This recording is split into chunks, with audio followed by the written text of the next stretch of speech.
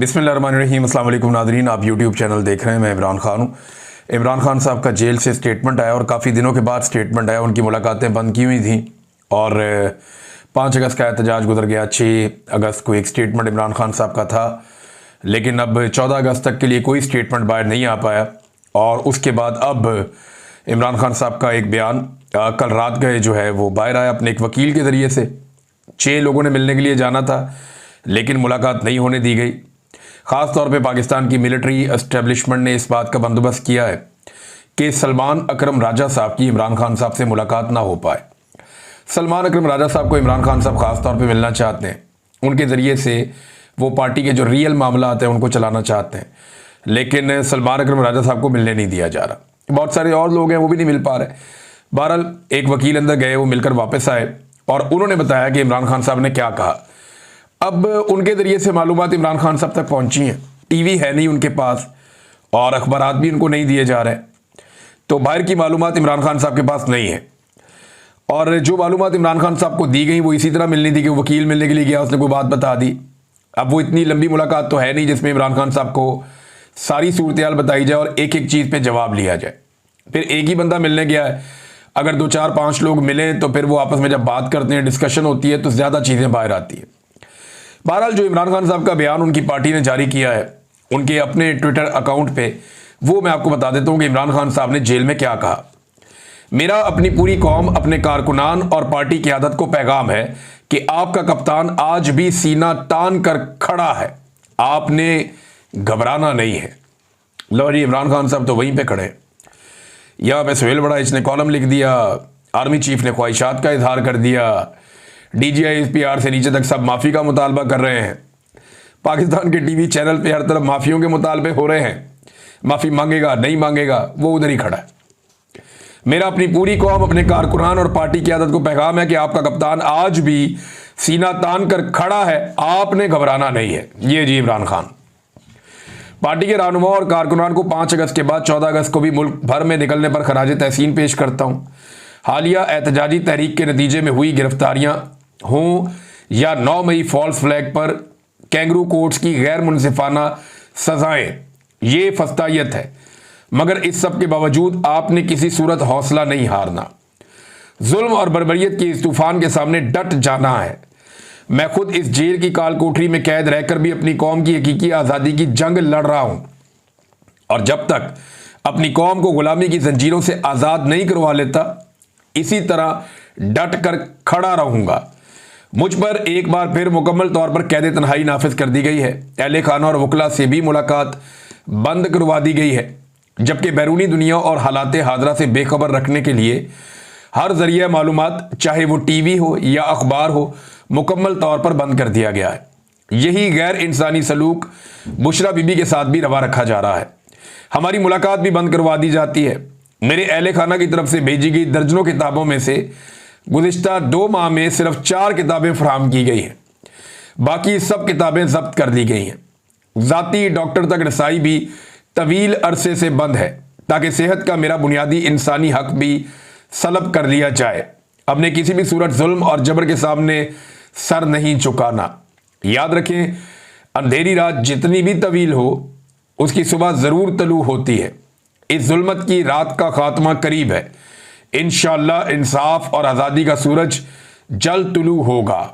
मुल्क भर में तूफ़ानी बारिशों और सैलाबी सूरत हाल से कीमती इंसानी जानों के ज़िया का इंतहाई अफसोस है। इस मुश्किल वक्त में तमाम कौम को बढ़ चढ़ कर रेस्क्यू एंड रिलीफ मुहिम का हिस्सा बनना चाहिए। इमरान खान साहब ने ये बातें की है।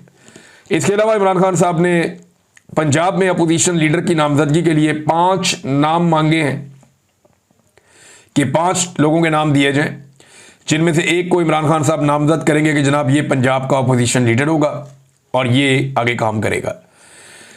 लेकिन अभी ये पाकिस्तान तहरीक इंसाफ ने इसको अनाउंस नहीं किया, लेकिन ज़राए से ये खबर आई है कि इमरान खान साहब ने कौमी असम्बली में अपोजिशन लीडर के लिए महमूद खान अचकज़ई साहब को नामजद कर दिया है। और बहुत सारे लोग जो है पाकिस्तान तहरीक इंसाफ में वो बेचारे पर तोड़ रहे थे कि उमर अयूब साहब के बाद वो बन जाएंगे, किसी को लगता था वो बन जाएगा, तो बहुत सारे लोगों ने पर तोले हुए थे कि वो अपोजिशन लीडर बनेगा। जब उमर अयूब साहब बन रहे थे तब भी बहुत सारे लोगों ने पर तोले थे, बड़े लोग जोर लगा रहे थे। शेर अफजल मरवत साहब की भी एक ख्वाहिश थी, मैंने उसका तस्करा भी किया था कि वो बनना चाहते हैं अपोजिशन लीडर, और भी बहुत सारे लोग बनना चाहते थे। लिहाजा अभी भी बहुत सारे लोग बनना चाह रहे थे, लेकिन इमरान खान साहब ने महमूद खान अचकजई का नाम दिया है। महमूद खान अचकजई साहब वो आदमी हैं जिन्होंने बड़ी ज़बरदस्त तरीके से इस ड्यूरेशन में, टाइम ड्यूरेशन में, जो 8 फरवरी का इलेक्शन हुआ 2024 में, उसके बाद से अब तक उन्होंने एक अच्छे अपोजिशन लीडर का किरदार अदा किया है। साथ ही साथ महमूद खान अचकजई साहब ने पाकिस्तान तहरीक इंसाफ को कहा था कि अगर आप सारे मुझे हलफ दे देना कि आप में से कोई भी एस्टेब्लिशमेंट से रब्ता नहीं करेगा या उनकी बात नहीं मानेगा, तो मैं गारंटी करता हूं कि ये लोग घुटने पे आएंगे। ये माजी में इस तरह के दावे करते रहे हैं।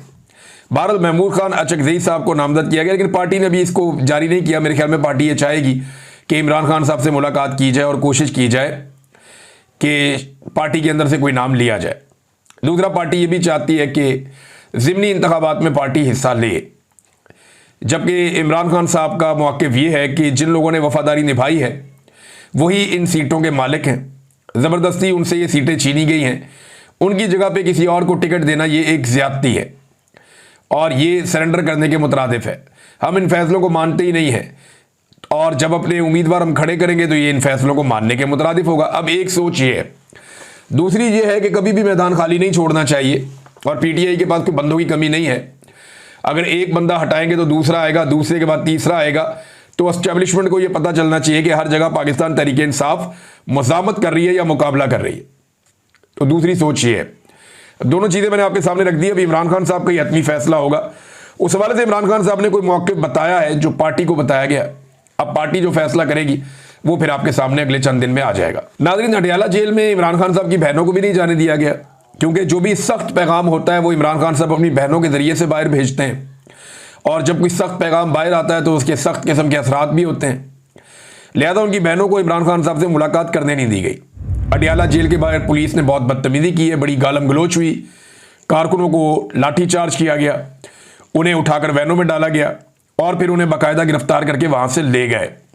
मुझे लगता है कि ये जो बदतमीज़ी की गई है जेल के बाहर, ये बदला लिया जा रहा है उस दुर्गत का या उस इज़्ज़त अफजाई का जो जापान में टिकटॉकर्स की हुई है पाकिस्तानियों के हाथों। क्योंकि पाकिस्तानियों ने जापान में टिकटॉकर्स की बड़ी टका के इज़्ज़त अफजाई की है, और यानी ये इनको इस सूरत हाल का सामना क्यों करना पड़ रहा है? जाली हुकूमत है ना, इनके पास मैंडेट नहीं है तो लोग रिएक्ट करते हैं।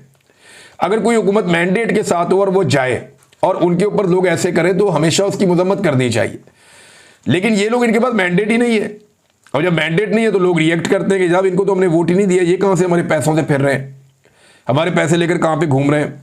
तो वो उनको ऐसे देखते हैं जैसे कोई चोर जा रहा है, फिर वो इनके साथ ज्यादती करते हैं। बाकी तफसीलात आपके सामने बाद में रखूंगा। अब तक के लिए इतनी, अपना ख्याल रखिएगा, अपने इस चैनल का भी। अल्लाह हाफ़िज़।